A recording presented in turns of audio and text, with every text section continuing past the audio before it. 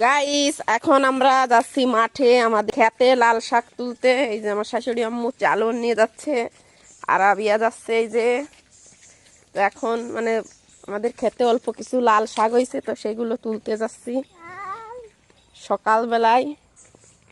আর আবিয়া কাদা দেখে চলো, পড়ে যাবা, আস্তে আস্তে যাও। চীনা হাঁস কোথায় উঠিছে দেখেন। তোমা এখানে বসে রয়েছ কেন? আর আবিয়া মোটে পার আমাকে সাথেই থাকে সবসময় উনি। উঠে গেছে আর আবিয়া। এই যে আমাদের ক্ষেত চলে আসছি, এটা হচ্ছে আমাদের মরিচির ক্ষেত। পুঁই শাক লাগাইছে আমার শ্বশুর, তা মরে গেছে। সকালবেলায় আমরা চলে আসছি শাকগুলো তুলতে। আসলে হচ্ছে খেতে হচ্ছে মানে ওষুধ দেবে, তা আমার শ্বশুর লাল শাকগুলো তুলতে বলছে। আর এই যে দেখেন হলুদ, আমাদের কি সুন্দর হলুদের ক্ষেত।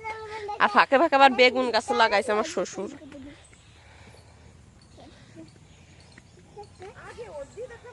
মায়ের মধ্যে পালন শাক বুনিছিল না, তা পালন শাক হয়নি। বুনিছিল হয়নি মনে হয়, জ্বালাই ওই যে হয়েছে। এ সয় বুইতেই ওষুধ দিবি মোট। তো এই যে দুই একটা করে লাল শাক, এইগুলো আমরা এখন তুলবো। আর আবিয়া কাদা মাদা মাখাইস না, এর ভিতরে যে লাউ গাছ লাগাইছে। এই আর আবিয়া গায়ে কাদা মাখাবে না কিন্তু।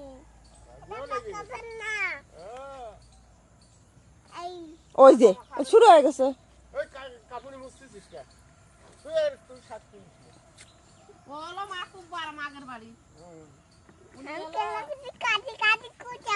এই যে গাছটা পালন শাক বুনিছিল, তা হয়নি। এই দুই একটা বারের ভিতর লাল শাক হয়েছে, এখন ওষুধ দেবে এর মধ্যে। আমরা লাল শাকগুলো তুলতে আসছি। এই যে দেখেন একদম টাটকা টাটকা লাল শাক, বাইসিয়ে রাখলি কালকে বাজাতে। আর আমি দাঁড়াই রয়েছো কা তোলো এমনি মানে। আর আবিয়া তোমার কি লাল শাক পছন্দ? তোমার কি সবই পছন্দ? হ্যাঁ, তা তুমি কেমন তুলতেছো?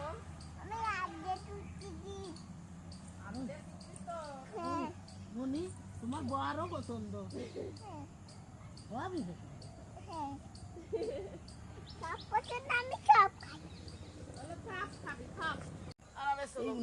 এই যে আমাকে লাল শাক তোলা হয়ে গেছে, এইগুলা হয়েছে। খারাপ হয়েছে, আর আমি তুলে নিয়ে বাসায় যাচ্ছি। এখন হচ্ছে বাসায় যে বেছে ভাজি করবো লাল শাক, একদম টাটকা টাটকা খেতে টাটকা টাটকা।